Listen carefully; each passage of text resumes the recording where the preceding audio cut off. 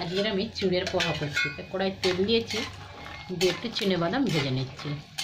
চিনেবাদাম ভেজে উঠিয়ে নেবো। এই তেলের মধ্যে একটু কালো সর্ষে দেবো, একটু কারি পাতা আর দুটো শুকনো লঙ্কা ছিঁড়ে দিয়ে দেবো। এটা আমার ভাজা হয়ে গেছে, এবার উঠিয়ে নিচ্ছি আমি। তেল দিয়েছি অল্প একটু, দুটো শুকনো লঙ্কা দিয়ে দিলাম আর এখানে একটু কালো সর্ষে দিলাম।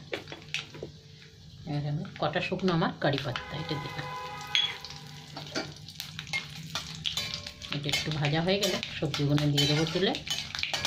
আগে একটা পেঁয়াজ দিয়ে দেবো, পেঁয়াজ ছোটো ছোটো করে কেটে রেখেছি। একটা পেঁয়াজ দিয়ে দিলাম। এই পেঁয়াজটা 1-2 মিনিট ভেজে নেবো।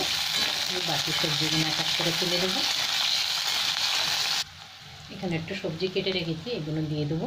এটা হচ্ছে ফুলকপি, একটু বিনস, একটু গাজর, এখানে একটু আলু, একটু মটর আমি দিয়ে দিলাম।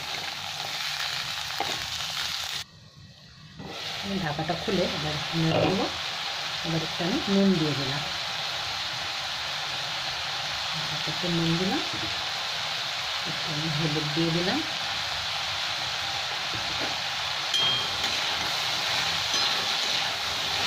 আর একটু আমি ঢাকা দিয়ে সবজিগুলো আমার ভাজা ভাজা হবে। তারপর আমি চিড়েটা ধুয়ে রেখেছি, চিড়ে তুলে দেবো।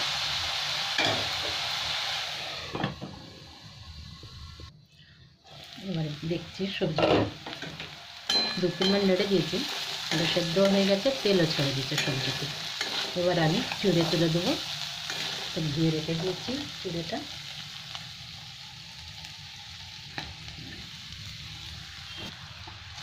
এর মধ্যে একটু আমি চিনি দিয়ে দিলাম, হালকা একটু নুন দিয়ে দেবো। একটু নুন কম হবে তো। এবার ভালো করে আমি মিক্স করবো সব কিছু একসাথে। এখানে আমার ভালো করে নেড়ে মিক্স করে নিয়েছি। এবার আমি একটা পাতিলেবুর রস চিপে দিয়ে দিলাম।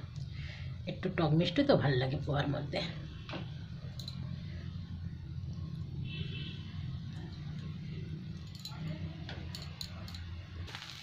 এখানে আমার চুড়ের পোহা হয়ে গেছে। এবার আমি চিনেবাদামটা দিয়ে দিলাম। আজ আমাদের রাতের ডিনার পোহা হচ্ছে। শীতকালে এত সবজি তো, আর এই টাইমে এরকম পোহা বানালে খুব ভালো।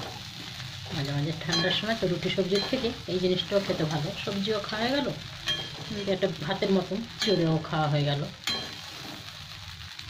আর গরম গরম তো খুবই ভালো লাগে।